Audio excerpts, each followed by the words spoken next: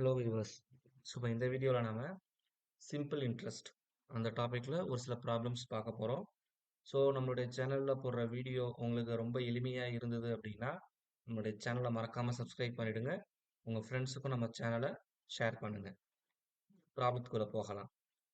So 10 ஆண்டிற்கு பிறகு ரம்யாவிற்கு 9 லட்சம் தேவைப்படுகிறது எனில் ஆண்டிற்கு 20% தனி வட்டி அளிக்கும் வங்கியில் ரம்யா எவ்வளவு அசலாக செலுத்த வேண்டும்? அதாவது இந்த தொகை எனக்கு கொடுத்துருக்கிறது வந்து அசல் மற்றும் வட்டி இது ரெண்டத்தையும் சேர்த்து தான் வந்து கொடுத்துருக்குறாங்க. சொல்றது புரியுதுங்களா? ஸோ இப்போ ஆப்வியஸ்லி நான் ஃபார்முலா வச்சு போடலாம். வி நோ தட் அசல் பிளஸ் வட்டி இது ரெண்டும் சேர்த்து தான் வந்து எனக்கு 9 லட்சம் அப்படின்னு சொல்லி சொல்றாங்க. சரிங்களா? இங்க இருந்து எத்தனை வருஷம் கொடுத்துருக்குறாங்க? 10 வருஷம் கொடுத்துருக்குறாங்க. ஸோ ஒன்று இந்த ஃபார்முலா சப்ஸ்டிட் பண்ணலாம். P we know that it is 1 plus 1 divided by NR divided by 100. இது வந்து நம்மளுடைய ப்ரீவியஸ் வீடியோவில் இந்த ஃபார்முலா எப்படி வந்தது அப்படிங்கிறத நான் போட்டிருப்பேன். ஏன்னா I is equal to PNR by 100. இப்போ இதை நான் ஈக்குவலுக்கு இந்த இடம் கொண்டு போய் என்னால் சிம்பிளிஃபை பண்ண முடியும். அப்படி இல்லைன்னா லாஜிக்காக நம்ம யோசிச்சு பார்க்கலாம். இப்போ இங்கே 2 லட்சம் ரூபா இருக்கு. இதுல 10% அப்படிங்கிறது எவ்வளோ? 20,000 ரூபா. சரிங்களா? இப்போ 10 வருஷத்துக்கு எவ்வளோ வரும்? சரிங்களா? Again it is 2 lakhs. அப்போ வர வாய்ப்பே எனக்கு இல்லை. சரிங்களா? இப்போ அதே மாதிரி இங்கே வந்து பார்ப்போம். நான் 4 லட்சம் அப்படின்னா இதுல 20% வச்சுக்கலாம். சரிங்களா? இப்போ 10%னா வந்து எனக்கு எவ்வளோ? 40,000. அப்போ 20%னா 80,000. இப்போ ஒரு வருஷத்துக்கு எனக்கு 80,000 ரூபா வட்டி வருதுன்னா 10 வருஷத்துக்கு 8 லட்சம் ரூபா 12 லட்சம் ரூபா இது வர வாய்ப்பு இல்லை. சரிங்களா? And I made a mistake here. So இதில் 10%னா 20,000. அப்போ 20%னா எனக்கு 40,000. 10 வருஷத்துக்குனா 4 லட்சம். அப்போ 4 + 2 6 லட்சம் தான் வரும். ஏவும் வர வாய்ப்பு இல்லை. இப்போ இங்கே 4 லட்சமே வரலன்னா 5 லட்சமும் வர வாய்ப்பே இல்லை. இங்கே 3 லட்சம் வச்சுக்கலாம். இதில் 10% அப்படிங்கிறது வந்து 30,000. சரிங்களா? அப்போ 20%ங்கிறது எவ்வளோ? கண்டிப்பாக 60,000 ரூபா. இப்போ 10 வருஷத்துக்குன்னா 6 லட்சம் ரூபா வரும். ஆல்ரெடி இங்க ஒரு 3 லட்சம் இருக்கு. 6 + 3 9 லட்சம். அப்போ ஆப்ஷன் பி தான் சரியான பதில். இந்த ஃபார்முலால சிம்பிளிஃபிகேஷன் பண்ணாம என்னுடைய பெர்சன்டேஜோடைய ட்ரிக்ஸ் பார்ப்போம். அதை பேஸ் பண்ணி என்னால் ஈஸியாக போட முடியும். சரிங்களா? இப்போ அடுத்த சம். ஒரு முதலீட்டாளர் பிரதி மாதம் தனி வட்டியாக 10,000 பெற விரும்புகிறார்.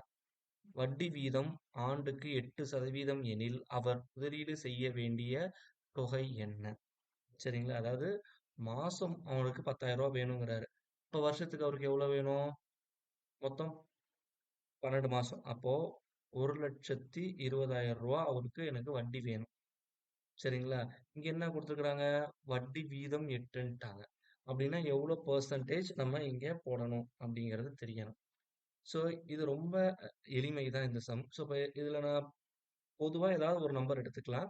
பட் எனக்கு இங்க ரவுண்ட் ஆஃப்ல இருக்கிறதுனால நான் 20 லட்சத்தை எடுத்துக்கிறேன். இப்ப 20 லட்சத்துல 10% அப்படிங்கிறது வந்து எவ்வளோ? 2 லட்சம். சொல்றது புரியுதுங்களா? இப்போ 1% அப்படிங்கிறது வந்து எனக்கு எவ்வளோ வரும் அப்படின்னு சொல்லி பார்த்தோம்னா 20,000 வரும். இப்போ இதுல 2% கழிச்சிருங்க. அப்ப எனக்கு எவ்வளோ போகும்? 40,000 வெளியே போயிடும்.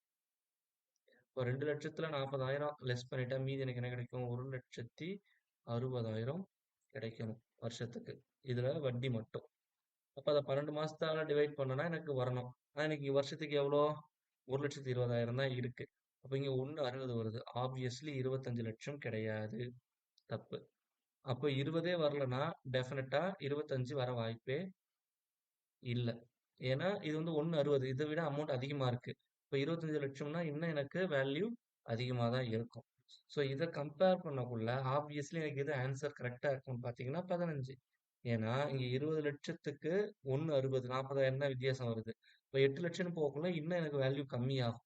இப்போ லாஜிக்கா நம்ம போடக்குள்ள 15 தான் வந்து எனக்கு வரணும். சரிங்களா? இப்போ 8 லட்சத்துக்கே எடுத்துக்கங்க. இப்போ இதுல 10% அப்படிங்கிறது வந்து 80,000. சரிங்களா? 1%ங்கிறது 8,000. கரெக்ட்டுங்களா? அப்போ 2%னா இதுல 16,000 நான் லெஸ் பண்ணிடுறேன். மீதி எனக்கு எவ்வளவு வரும் அப்படின்னு சொல்லி பார்த்தோம்னா 64,000 வந்து வரும். சொல்றது புரிஞ்சுங்களா? அப்ப 64ன்னா அத 12ல வகுத்தா எனக்கு கண்டிப்பா 10,000 வர வாய்ப்பே இல்ல. அப்ப ஆப்ஷன் சி தான் வந்து சரியான பதில். இத நீங்க இங்க செக் பண்ணி பார்த்துக்கலாம் 15க்கு போட்டுட்டு. பட் தேவையில்ல. சரிங்களா? இப்போ இது வந்து எனக்கு ஃபார்முலாவா வேணா ட்ரை பண்ணி வேணா பாருங்க. PNR/100 I is equal to 15 லட்சங்களா? Into என்னோட வேல்யூ வந்து என்னன்னா, 1 வருஷம். R ஓட வேல்யூ 8 டிவைடட் பை 100. இப்போ 2ஆல அடிச்சிடலாம்.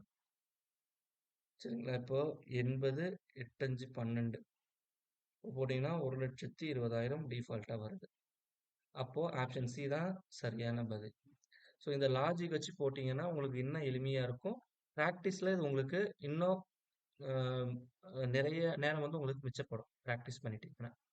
இப்போ அடுத்த சம் பாருங்க. இது மத்த மாடலை விட கொஞ்சம் வித்தியாசமா இருக்கும்.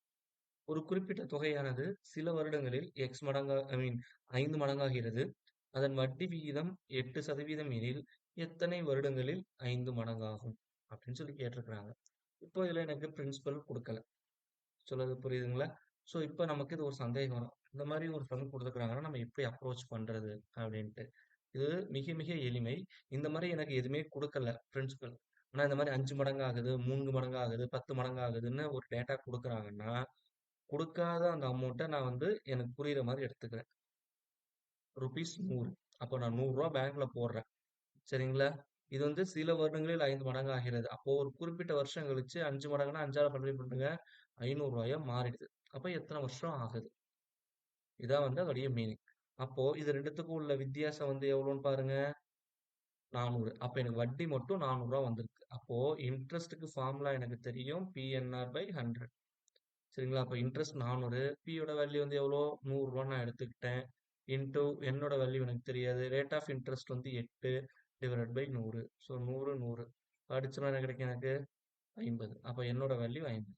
50 வருஷத்துல அது வந்து எனக்கு என்னவாகும்? 5 மடங்கு ஆகும். ஸோ இது வந்து ரொம்ப எளிமையா இருக்கும் இந்த மாதிரி சம் சால்வ் பண்ணக்குள்ள. அதனால நான் இன்வெஸ்ட் பண்ற அமௌண்ட்டை நீங்க 100னே எடுத்துக்கலாம். அதனால எந்த தப்பும் இல்ல. சரிங்களா? இப்ப அடுத்த சம் போவோம். இப்ப இதுல பாத்தீங்கன்னா, ரூபாய் 4,000 ஆனது 4 ஆண்டுகளில் ரூபாய் 5,000 ஆகிறது எனில், கணக்கிடப்பட்ட தனிவட்டி விகிதம் யாது? இப்போ அசலுக்கும் மொத்த அமௌண்ட்டுக்கும் உள்ள வித்தியாசம் 1000. அப்ப இதுதான் வந்து என்னுடைய interest. Which is equal to PNR/100. அப்ப அசல் வந்து எவ்வளோ? 4,000. N எத்தனை வருஷம் கொடுத்துருக்காங்க அப்படின்னா 4 ஆண்டுகள். R வந்து எனக்கு தெரியாது. Divided by 100. இப்ப இந்த 3 ஜீரோக்கு 3 zero cancel. R is equal to 100 by 16. So 4ஆல் அடிச்சோம்னா 25 டிவைடட் பை 4. சரிங்களா? அப்ப இது என்ன கிடைக்கும்? 6 1/4%. ஆப்ஷன் ஏ தான் சரியான பதில். சரிங்களா? இப்போ என்னுடைய அடுத்த சம் போவோம். ஸோ இப்போ இதுல பார்த்தீங்கன்னா, 16 மாதங்களுக்கு முதலீடு செய்யப்பட்ட அசல் 7,000க்கு பெறப்பட்ட வருடாந்திர சாதாரண வட்டித் தொகை 1,680 எனில், ஆண்டு வட்டி சதவிகிதம் என்பது. சரிங்களா? இப்போ அகைன் வட்டி 16 என்பதுன்ட்டாங்க.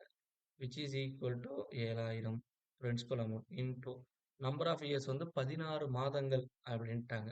மாதங்கள் என்ன பண்ணணும்? ஆண்டுல கன்வெர்ட் பண்ணணும். 16/12ன்னு போட்டுக்கலாம். சரிங்களா? இன்டூ ரேட் ஆஃப் இன்ட்ரெஸ்ட் எனக்கு தெரியாது. 6ன்னு எடுத்துக்கிறேன். Divided by 100. இந்த 2 பூஜ்ஜியம்க்கு 2 பூஜ்ஜியம் கேன்சல் ஆயிரும். அகைன் இந்த ஒரு பூஜ்ஜியத்துக்கு ஒரு பூஜ்ஜியம் கேன்சல். ஸோ 4ஆல் அடிச்சோம்னா 4 4 16, 3 12. சரிங்களா? ஸோ இப்போ தேர்ஃபோர் 4ஆல் அடிச்சோம்னா 3 12. சரி 4 4 16, 2 42ன்னு வரும். இப்போ 7ஆல் அடிச்சோம்னா 6 7 42. Therefore R is equal to 6 into 3 which is equal to 18%. அப்போ ஆப்ஷன் பி தான் வந்து சரியான பதில். சரிங்களா? So next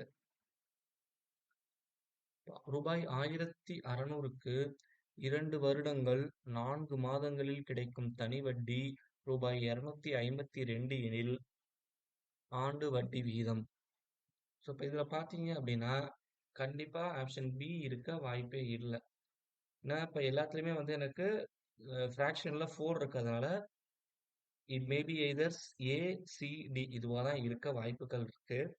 and more over இன்னும் நம்ம ஃபர்தரா பார்த்தோம் அப்படின்னா, இது 2த்துல 3/4 இருக்கு. பட் இதனால எனக்கு இந்த 2த்துல ஏதாவது ஒண்ணு தான் வந்து எனக்கு ஆப்ஷனா இருக்கலாம். பட் நான் சொல்ற கான்செப்ட் 100% பொருந்துமானா, கண்டிப்பா கொஞ்சம் சந்தேகம் தான். ஏன்னா, இந்த மாரி லாஜிக் வந்து நம்ம எப்ப யூஸ் பண்ணுவோம் அப்படின்னா, இப்ப நான் கொஸ்டின் சால்வ் பண்ணிட்டு வரேன். எனக்கு கடைசி நேரத்துல டைம் இல்ல. ஏபிசிடின்னு அடிக்கணும். ஸோ எதையோ ஒண்ணு அடிக்கிறதுக்கு கொஞ்சம் லாஜிக்கா அடிக்கக்குள்ள இந்த ட்ரிக்ஸ் நீங்க யூஸ் பண்ணலாம். சரிங்களா? இது 100% கரெக்ட்டா இருக்குங்கிறது கிடையாது. பட் அந்த ப்ராபபிலிட்டி ஆஃப் எரர் வந்து கம்மியாகும். இப்ப 4ல ஒரு ஆப்ஷன கரெக்ட்டா அடிக்கிறதுக்கு 2ல ஒரு ஆப்ஷன் நம்ம போகக்குள்ள அந்த ப்ராபபிலிட்டி ஆஃப் அந்த லக் வந்து நமக்கு இன்கிரீஸ் ஆகும். நம்ம செக் பண்ணி பார்த்துடலாம். இப்போ 2 வருடங்கள் 4 மாதங்கள் அப்படின்னா என்ன அர்த்தம்? 2 × 12 24 மொத்தம் 26 மாதங்கள் டிவைட் பை 12ன்னு போட போறோம் அவ்வளவுதான்.